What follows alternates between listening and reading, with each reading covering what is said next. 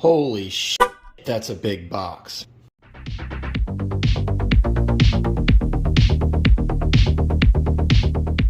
What is up, everybody? Welcome back once again to Hot Toys Hotline. As always, if you're new here, please consider subscribing to the channel and drop a like on this video. I would very much appreciate it.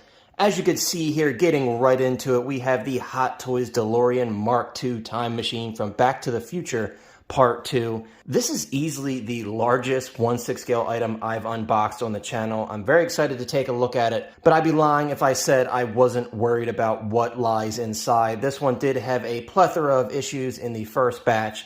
This is the second batch in the US directly from Sideshow. So we're going to take a look at this, guys. We're going to kind of explore the vehicle together, find out if mine had those dreaded cracked joints on those hover converted wheels. Are my seats falling off? Are the door ratchets weak? We're going to take a look at all of that in this video. I hope mine doesn't have those issues. I've been hearing good things about this batch, but you never know. But really quick, for those of you that don't own any 1/6 scale vehicles, I want to give you a top-down view in comparison with a 1/6 scale Hot Toys figure box. So give me 1 second. Let me adjust the camera really quickly. So here we go, guys. Here's a top-down view of the Back to the Future 3 Marty McFly sitting on top of this Mark II DeLorean. And as you can see, it is actually gigantic compared to that box. Also, I don't know if that 10% off is still active, but feel free to take it if you're smart enough to get that from this screen grab here. But now, guys, let me get the top of the box cut open and we'll take a closer look inside the box. Now that we have that tape cut, we can pull off this cardboard sleeve here. And as you can see, guys, you are greeted by a nice portrait of the Mark II DeLorean hover converted right here. Now, I will say this is not an art box. This is just a thin piece of cardboard going over the front.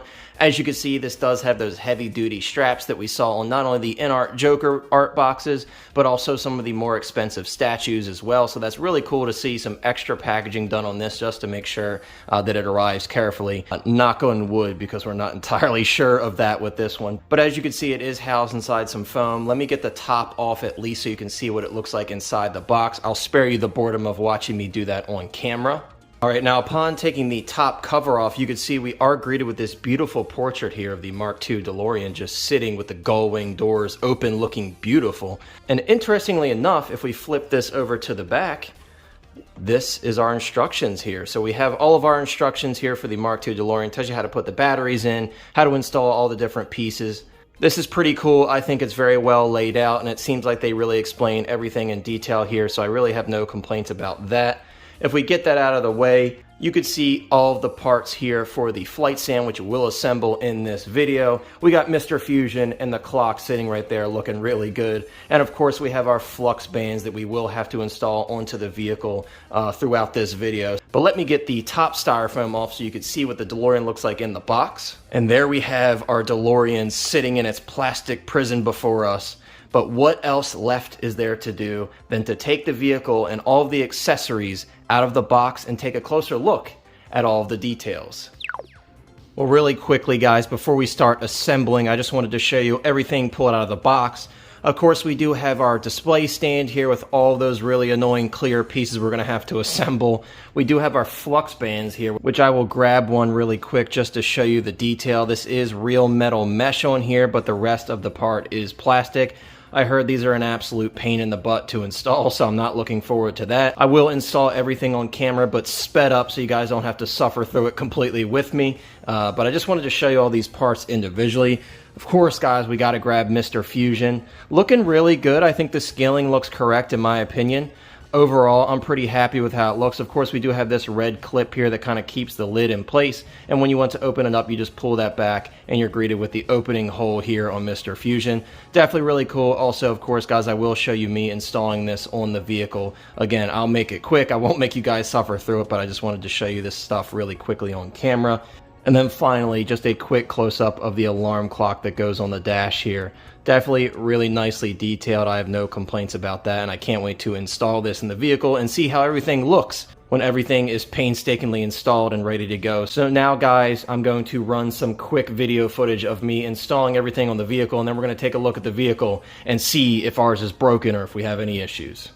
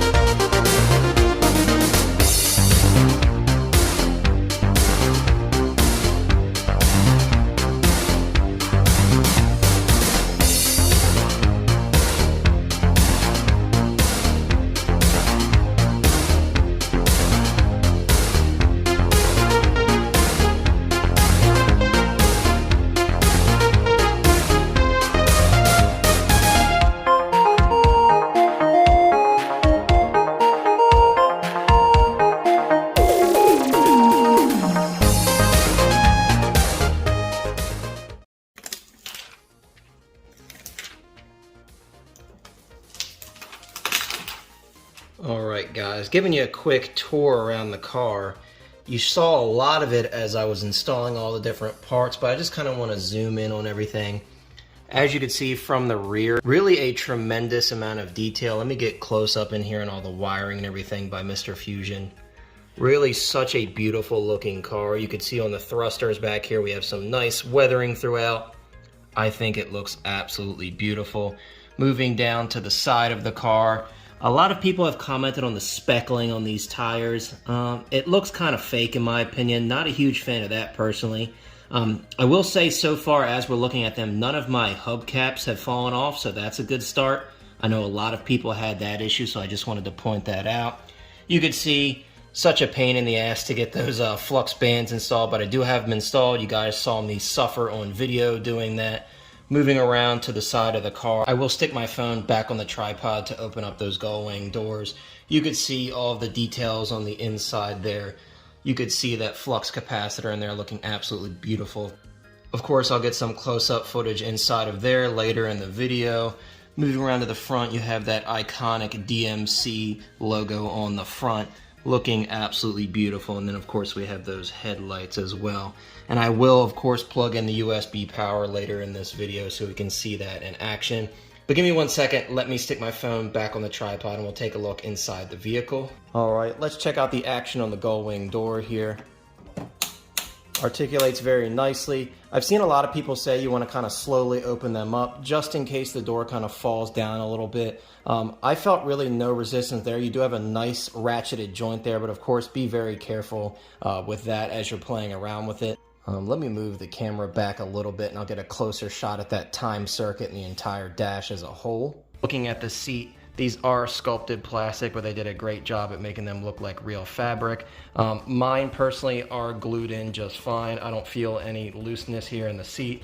And the same thing goes for both seats. I really have no complaints about that. As you can see guys, that time circuit looks absolutely beautiful. I cannot wait to get it lit up and see how it looks lit up in person. Of course we have our gauge cluster right there looking absolutely beautiful.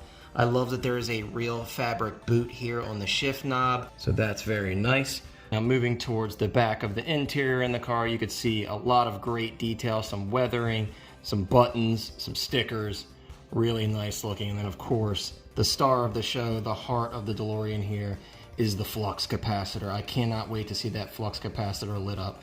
I think it looks absolutely beautiful, and I'm sure with lighting, it's really gonna bring this vehicle to life. All right, but let's get out of the interior and let's take a look at more of the car. Taking a look at the hood, just be very careful when you're opening it. You kind of lift it up from the front here and pull it forward a little bit. You can see you kind of open up a gap there, and then you just lift it up. Here is the button here to activate the lights, so keep that in mind. And this is where you install your batteries. Of course, this is also USB powered. I will not be installing the batteries in this video. I will be running USB power. But again, I will show you all of the lighting and everything towards the end of this video. And I wanted to give you guys a quick final shot of the back end of the vehicle. I do see an absence of light here, even without the lights turned on. There's some missing LEDs that should be here on the back. That is a little bit unfortunate, and also I do have some light scratching on my plate here. I may get one of those die-cast plates just to magnetize on here and make it look a little bit better.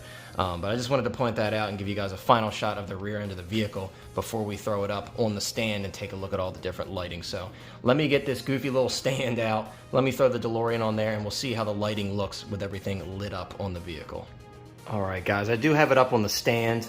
We're going to start underneath and I'll show you where that USB plug plugs in. As you can see, I have a USB cable plugged in here. It is USB-C. Looking at the underside of the vehicle, some really cool effects on those underside lights. I think that looks awesome. You do have a little bit of a sequential light effect on the bottom there, as you can see. The rest of the lights underneath there do not move or change. Moving up guys, taking a look at the wheels. Obviously this is pre-hover conversion because I wanted you guys to be able to see what the lights look like. In person, it is a bit whiter than it looks in the photos. Of course, you do have that really annoying light bleed that you'll see from the top once we convert it. I will say the lights look a bit yellow for my liking. There are some scenes throughout the films where you can see a more yellower light versus a white light. But for the most part, it seems like in most scenes they are a whiter light. So that's definitely something to keep in mind. Backing up here though, you could see the lighting does look absolutely beautiful on this vehicle. Of course, we're gonna take a look completely around the vehicle once again with all the lights on. Moving into the dash here, you can see that time circuit lit up, looking absolutely awesome. And then moving to the back, the star of the show, of course, the flux capacitor. And you can see it is fluxing. So I'm very happy with the interior lights especially. I think they did a great job. I really have no complaints about that. And again, to see a lit up time circuit there is absolutely beautiful. And you can see all of the gauges and everything have backlighting as well as the cluster on the front. So really, they spared no expense here on the lighting with this one. And then moving around to the back, you can see lighting on the side there. And then towards the back, we do have these beautiful thrusters on the back looking absolutely awesome. Of course, there should be more light here on the back if we want to be film accurate. However, I'm happy with what we got. Honestly, I think it looks pretty good. Could it be better? Yes. However, overall, the lighting with all the lights turned down like I have looks absolutely stellar. Just really an absolutely beautiful looking vehicle throughout, guys. But now, let me turn the lights back on. I do want to do the hover conversion on camera so we could see if anything's broken on mine, because obviously that is very important. That's probably why a lot of you are watching this video, so I will be right back. All right, guys, so I will convert every single wheel on camera. I want to give a shout out to my friend Ryan from Mr. Mom Collectibles. He did give me some tips on this way back when he first got his. I remember everybody was saying to make sure that you brace your hand on the upper part of the vehicle and you want to pull from the rear straight out. So, of course, don't let your hands sway off. Kind of get your fingers up in there in the axle. You can kind of feel the axle in between your fingers. Right now, the axle is in between my pointer and middle finger, and then you just want to pull straight out. And of course, there are multiple stages to this, as many people have mentioned, so you want to keep pulling until you hear a second click. Once you hear that second click, you can then bend the wheel down. Now, I will show you guys, I want to pick the camera up here. It's still on the tripod, but I want to show you. There are no cracks here in this first axle. So 1 out of 4, good to go, and I'll show you on the other side as well. So far, so good. Let's move on to the next one. All right, now, moving on to the next one, guys, same thing. Get your pointer finger and middle finger around that axle. Brace the top of the vehicle with your hand and pull straight out. This one's going to be a bit tougher. And as you can see, I did get the 2 clicks, so now I could safely go down and fully convert it. And I will show you, and I could see this before I even show you guys on camera. We have no cracks on this side. And it looks like no cracks on that side. So far, 2 out of 4, we're doing good. All right, I've got the camera a bit different angled on this one, but again, same principle applies. Put your hand on top of the vehicle, brace it, and then pull that wheel straight out. Again, the front ones are tougher, so make sure you get both of those clicks, and then once you get both of those clicks, you can make the wheel fully go down. And as you can see, I'll get as close as I can. No cracks there. Moving on. No cracks there either. So 3 out of 4, guys. Finally, let's do the last one. Okay, finally, guys, on this one, because it's closer to the wheel, this is my copy, so you may want to convert it before you put it up on the stand, but I just want to try something to see what it's really capable of. I'm actually going to grab the front of the wheel here. Of course, I'm still going to brace the car. I'm just going to pull straight out. And as you can see, we got our second click, and now I'm just going to convert it down. But for this one, let me take the camera off the tripod because I do want to address the light bleed from the top as well. So give me 1 second. All right, but just to show you guys so you know I'm not BSing you, no crack on that side. Moving around to the back here, no cracks on that side. And this includes any hairline fractures in the plastic or anything like that, guys. So I don't know if this applies to the entire second batch. However, on my copy, it seems like they have fixed the issue. Personally, I don't know what caused it. However, it was a widespread, pretty bad issue, especially for a vehicle that's over $800. So really sorry to hear that you guys in that first batch, and maybe some people in the second batch, are having those issues. Definitely not acceptable in my opinion. There is light bleed in the top of the plastic here. Definitely not a fan of that. I will try to find a way to kind of black that out because that is not completely accurate to the film. And also you get a better shot of the speckling here on the tire. Again, looks a little fake to me. Not a huge issue, but definitely a detractor in my opinion. But now, guys, let me go grab Doc and Marty, and we'll take a look at what they look like with the vehicle, and we'll close out this video. In closing, guys, I think the second batch of the Hot Toys Mark II DeLorean is much better than the first. Definitely not as much of a disaster, plagued with all those issues like the first batch was. I'm very happy with it. The stand, guys, absolutely sucks. Throw that out the window, get something different. But overall, despite the minor inaccuracies here and there, I think it's a great product. I think they did a great job, and I'm very happy to finally have it in my collection. But that's all I got for you guys. I'll see you next time, and I'm out.